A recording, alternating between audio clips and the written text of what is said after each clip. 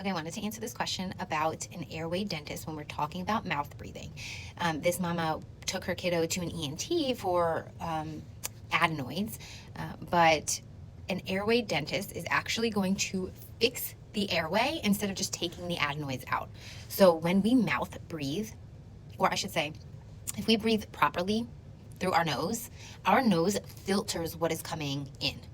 When we breathe through our mouth, there is no filter except our tonsils and adenoids.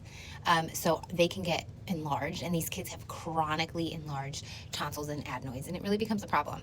So if that is your child, you must look to see if they're mouth breathing at night. At nighttime, do they have their mouth open catching flies?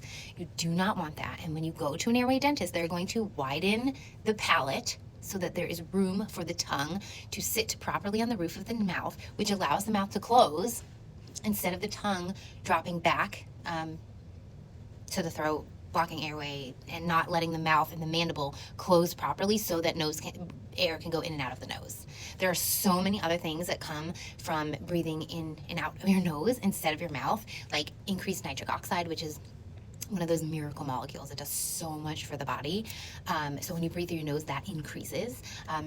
When we breathe through our mouth as opposed to our nose, it sets our body into like a fight or flight, and we should not be sleeping in a fight or flight. We need to be relaxed in a rest and digest space. And then these kids don't sleep very well. They get interrupted sleep, and then their behavior starts, and then we're wondering why they're so cranky and irritable. Well, if you weren't sleeping properly or you had sleep apnea, it would be the same thing. It affects your weight, affects your metabolism, it can affect wetting the bed, it can affect so many things. So seeing an airway dentist, to answer your question, is going to actually fix the problem. And if you want to talk about age, my child is 7. When he was 6, we took him to an airway dentist just because I struggled with this my whole life. I'm learning a lot more now.